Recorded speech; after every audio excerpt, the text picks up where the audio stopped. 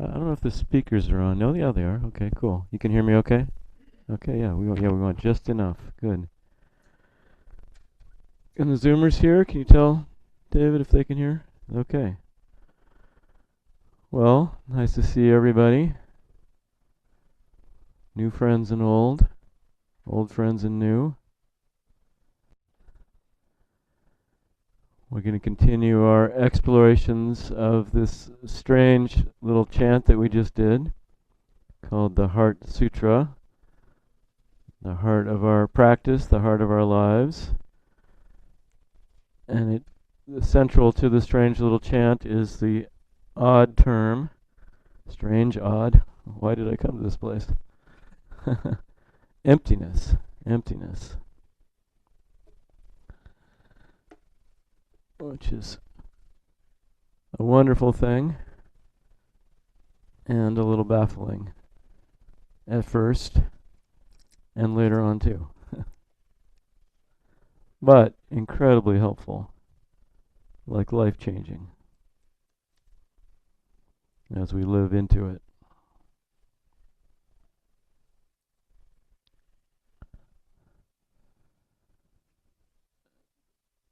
It's hard to understand, and maybe it's safe to say that it's impossible to understand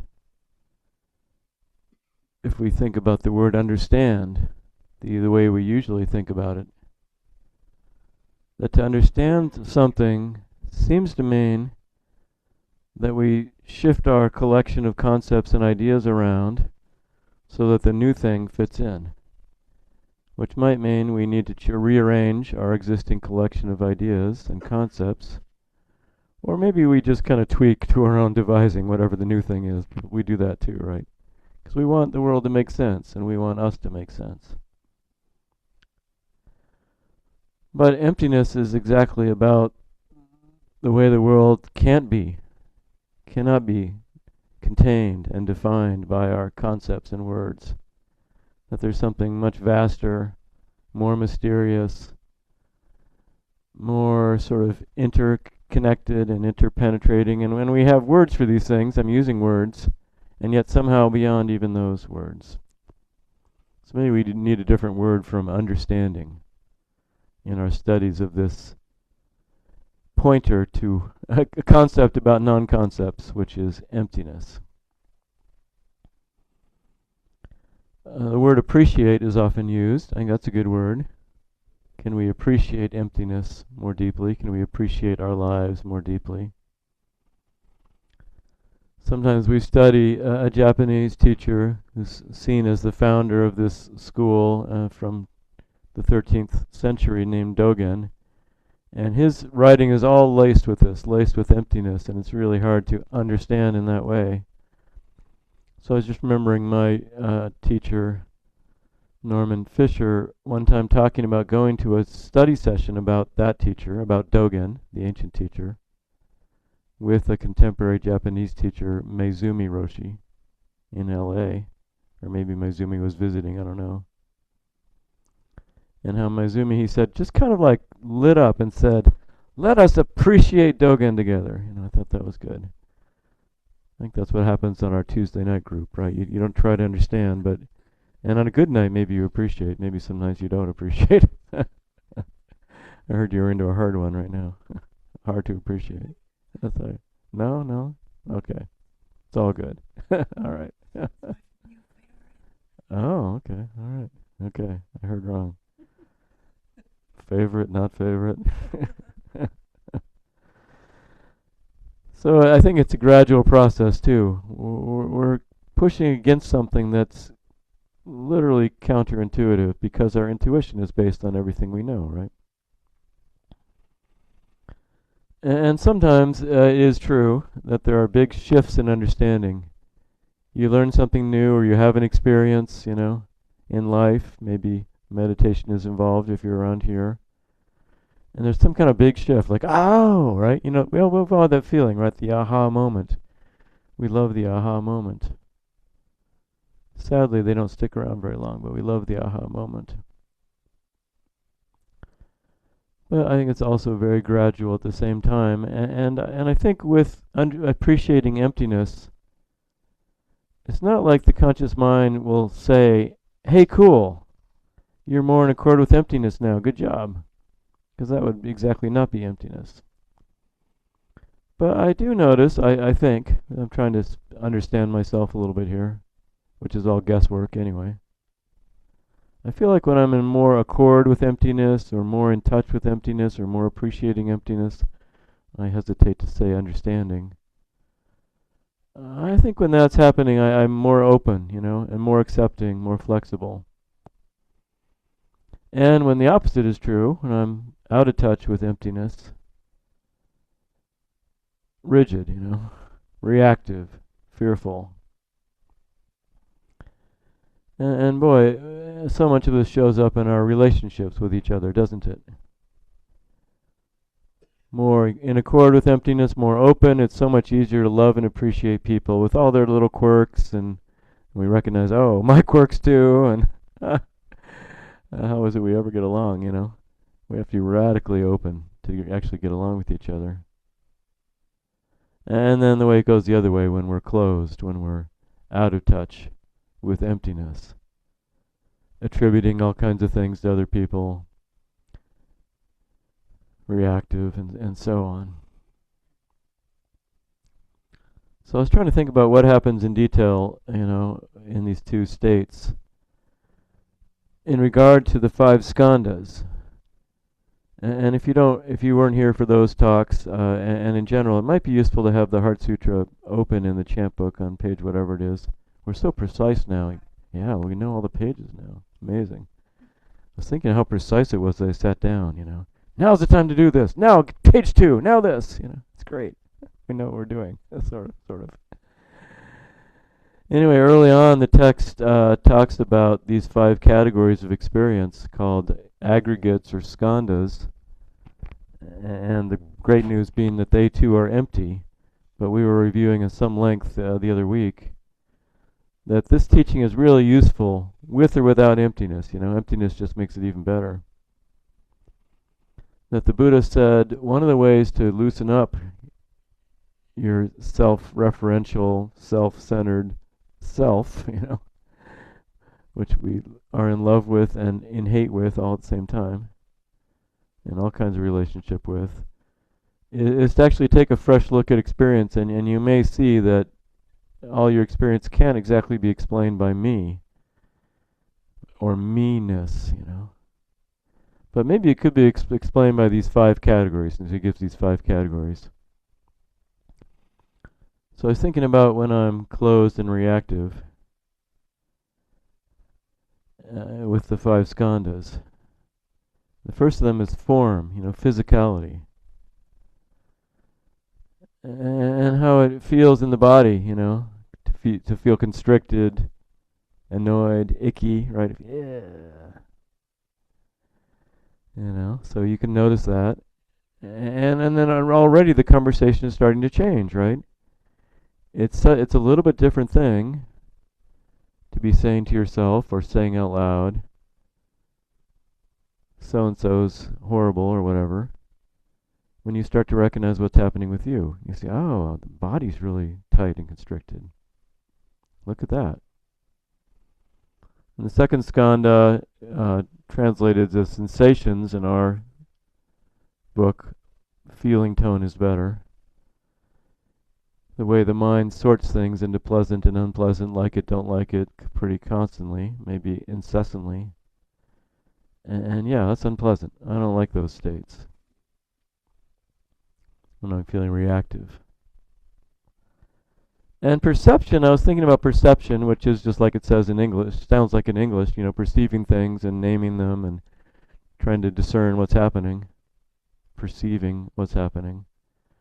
I think I don't think a lot about perception when I'm constricted and reactive, except when it starts to shift.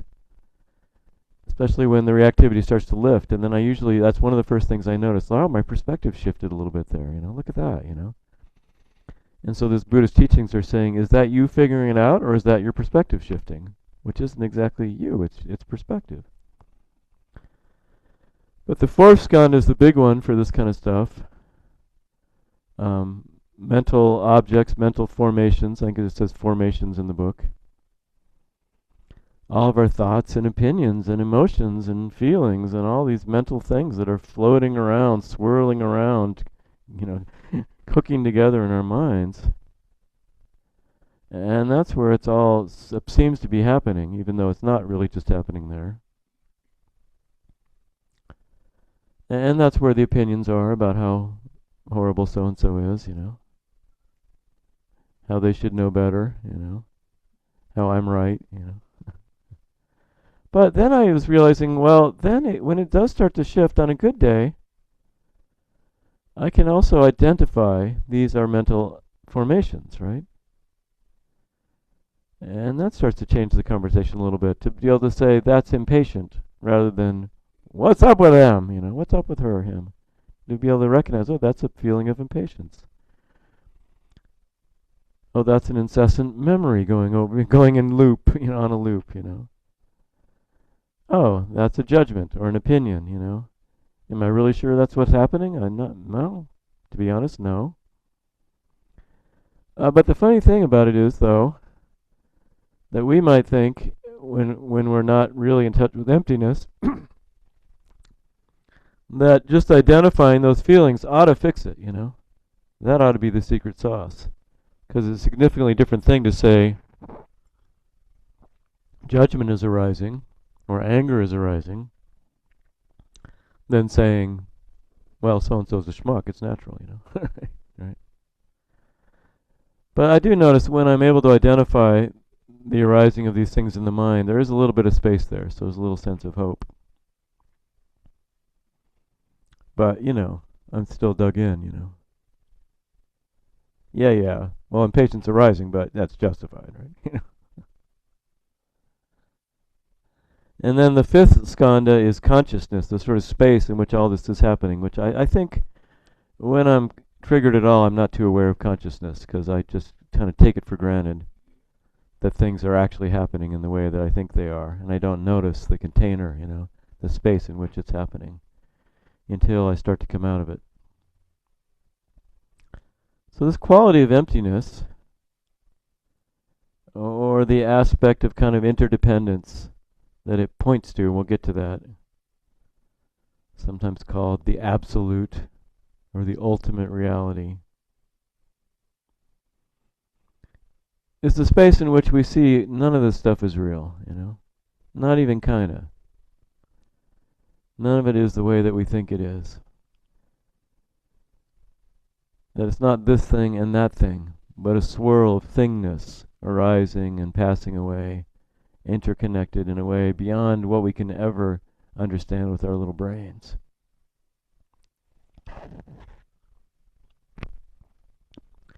And when we're in touch with that, or appreciate that, or connected to that, or I don't know what the right words are, right? Because this is about our life beyond words. Then there are literally not really problems anymore in the way that we usually think about problems. There's just the isness of each moment, right? And people acting according to their conditioning, and sometimes rising above their conditioning, and sometimes being sucked under by it, including ourselves, you know. And appreciating emptiness doesn't mean that you are now purified. And a little bit later in the sutra, it's going to say there's no purity anyway. And never make mistakes, and are always equanimous. But you're free, you know, you're free. Free to be yourself and to be your non-self. And it's so much easier, right? To be okay with the mess that we're in. And to see the beauty in that. So I said all this without particularly trying to define emptiness, so let's circle back. Like, what's he talking about? And my plan tonight actually was to bring another voice in, because I've been talking about this for weeks and weeks. Our wonderful, famous Dharma friend, Thich Nhat Hanh. And this is the book I recommend for this series, so maybe you've read this recently, it's possible. It's called The Heart of Understanding by Thich Nhat Hanh, the Vietnamese Zen master who died just a couple years ago. And he has a way with words, you know. Even though English was actually his third language, you know. Amazing. I believe these were talks given in English, not translated, but I could be wrong. So here's a few words from Thich Nhat Hanh. I'm going to read for a little while, maybe 15 minutes or something like that. So I'm going to read you a section of his book. In our sutra, the main character is who's talking to us by talking to another character is the bodhisattva of compassion called Avalokiteshvara. So where did I want to start? Yeah, I'm at the right place. According to Avalokiteshvara, says Thich Nhat Hanh, like everything, this sheet of paper, so like the paper you're reading, when you're reading the book, this sheet of paper is empty. But it's also full of everything, right? It's full of sunlight and water and, tree, all kinds of tree elements. And there seems to be a contradiction between our observation and his. It doesn't look empty. Avalokita found the 5 skandhas to be empty, but empty of what? Empty of what? The key word here is empty. And to be empty is to be empty of something. If I am holding a cup of water and I ask you, is this cup empty? You'll say, no, it's full of water. But if I pour out the water, I won't do that here. If I pour out the water and ask you again, you'll say, yes, it's empty. But empty of what? Empty means empty of something. The cup cannot be empty of nothing. Empty doesn't mean anything unless you know empty of what. My cup is empty of water, but it's not empty of air. To be empty is to be empty of something. And this is quite a discovery. This is quite a discovery. When Avalokiteshvara says that the 5 skandhas are also empty, to help him be precise, we must ask, Avalokita, empty of what? The 5 skandhas, which may be translated into English as 5 heaps or 5 aggregates, are the 5 elements that comprise a human being. These 5 elements flow like a river in every one of us. In fact, they are like 5 rivers flowing together in us. The river of form, which means our body, the river of feelings, the river of perceptions, the river of mental formations, and the river of consciousness. They're always flowing in us. So according to Avalokita, when he looked deeply into the nature of the 5 rivers, she suddenly saw that all 5 are empty. So we need to ask, empty of what? And she needs to answer. Thich Nhat Hanh's a little cheeky here, really. She needs to answer us. And this is what she said. They are empty of a separate self. Empty of a separate self. That means that none of these 5 rivers can exist by itself alone. Each of the 5 rivers has to be made by the other 4. They have to coexist. They have to inter-be, and that's a word he invented, inter-be, with all the others. In our bodies we have lungs, heart, kidneys, stomach, and blood. None of these can exist independently, we know this. They can only coexist with the others. Your lungs and your blood are 2 things, but neither can exist separately. The lungs take in air and enrich the blood, and that in turn the blood nourishes the lungs. Without the blood, the lungs cannot be alive. Without the lungs, the blood cannot be cleansed. Well, oxygenated anyway. Lungs and blood inter-are. The same is true with kidneys and blood. Kidneys and stomach, lungs and heart, blood and heart, and so on. And so when Avalokiteshvara says that our sheet of paper is empty, he means it is empty of separate and independent existence. It cannot just be by itself. It has to interbe with the sunshine, the cloud, the forest, the logger, the mind, and everything else. It is empty of separateness, empty of separate self. But, big but, empty of separate self means it is full of everything, and he really means everything. So it seems that our observation and that of Avalokita do not contradict after all. Avalokita looked deeply into the 5 skandhas of form, feeling, perception, mental formation, and consciousness, and discovered that none of them can be by itself.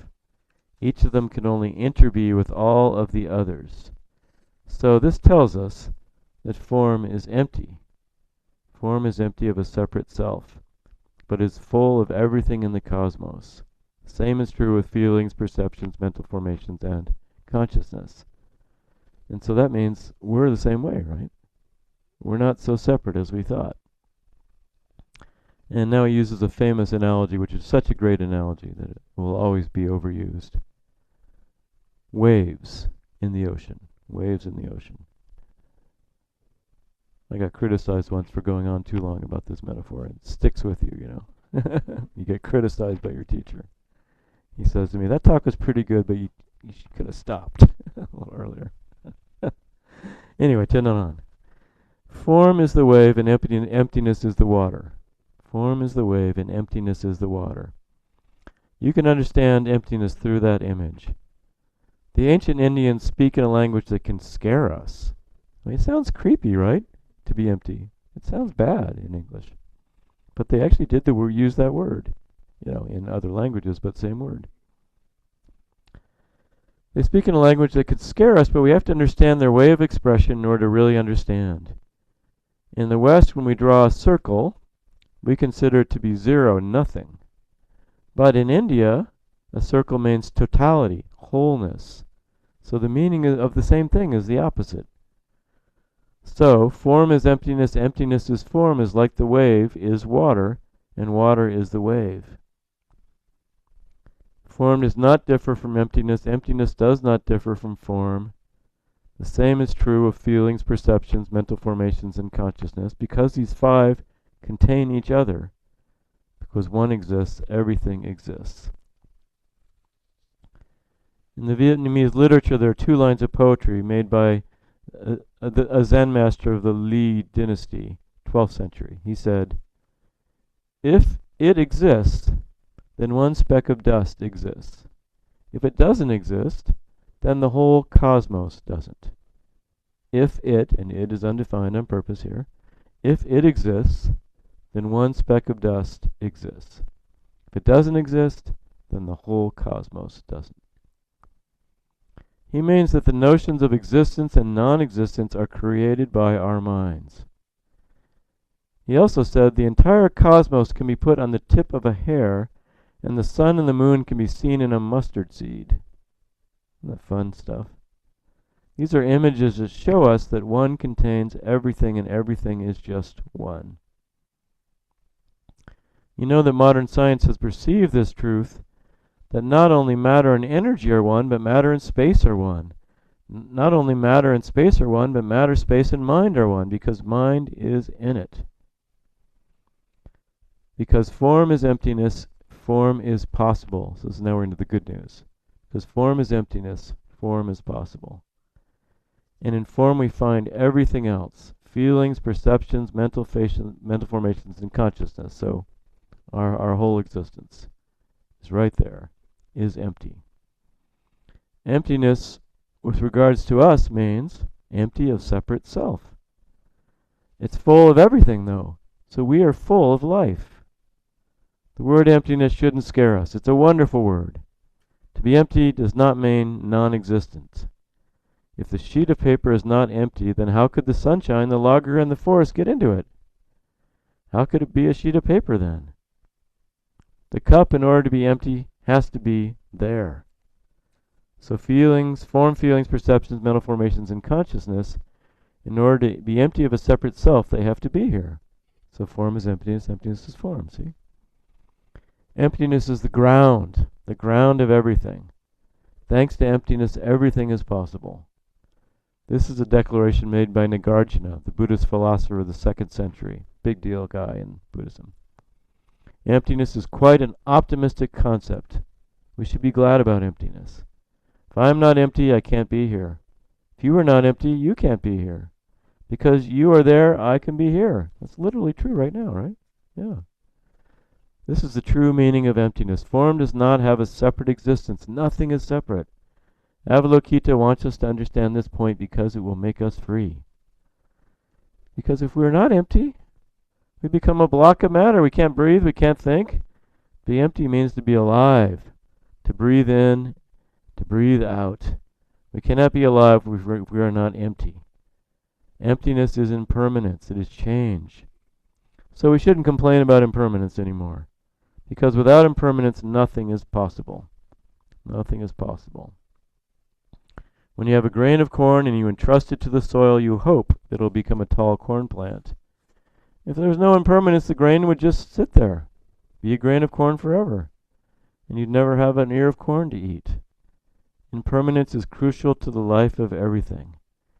Instead of complaining about impermanence, we might say, long live impermanence.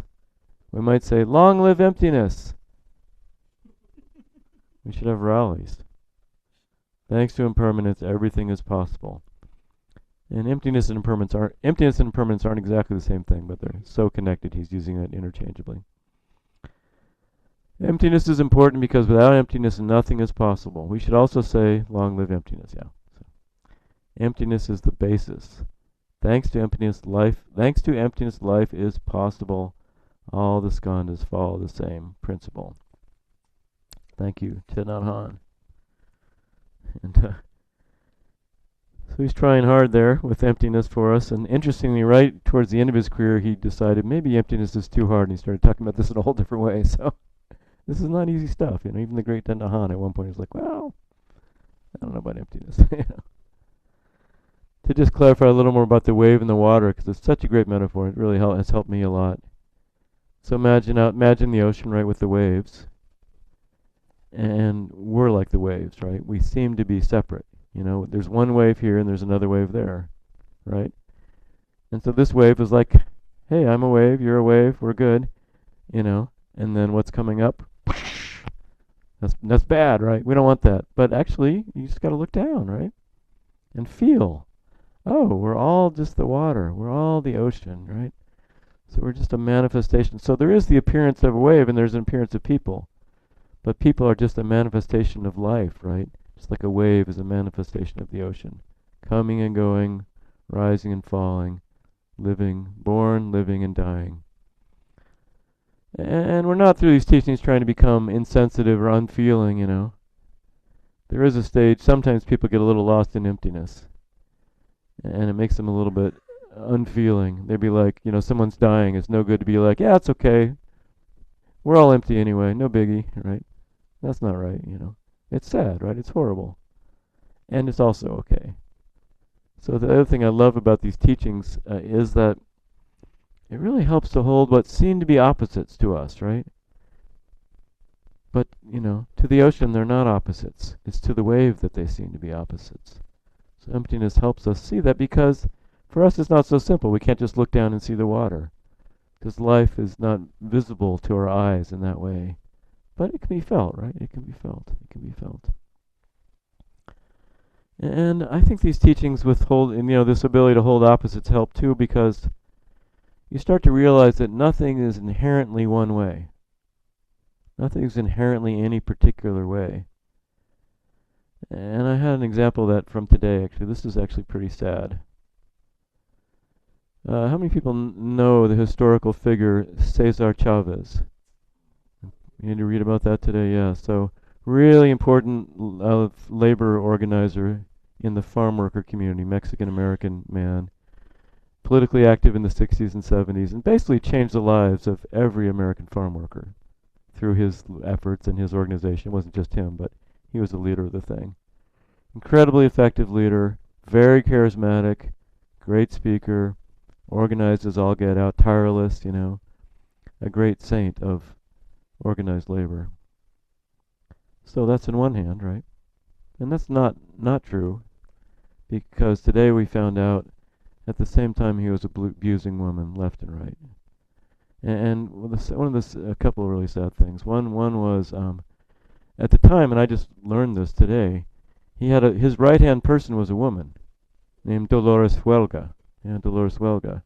And this was a big deal, like that the labor movement was elevating a woman, and she was she was at his side and important and a big leader of the movement, United Farm Workers of America. But it turns out, and she apparently only shared this a couple weeks ago. She's 96, and he's been dead for a decade.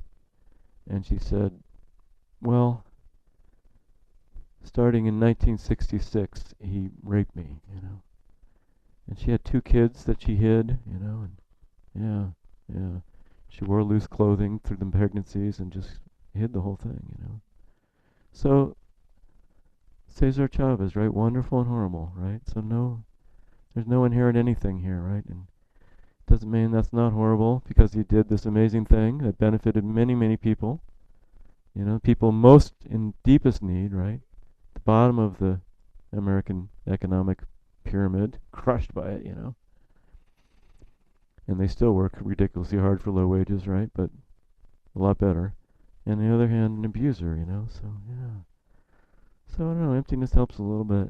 It's not doesn't make it easy that this is the way it goes. And another male leader being that way. But it helps a little. Helps a little. And he abused young girls too. So yeah. Actually came up because in the town where Dolores Huelga lives, they were about to rename a major boulevard, Cesar Chavez Boulevard, and after holding her tongue for 60 years, she decided to speak. She decided to speak, and all came out. Yeah, what a brave woman, huh?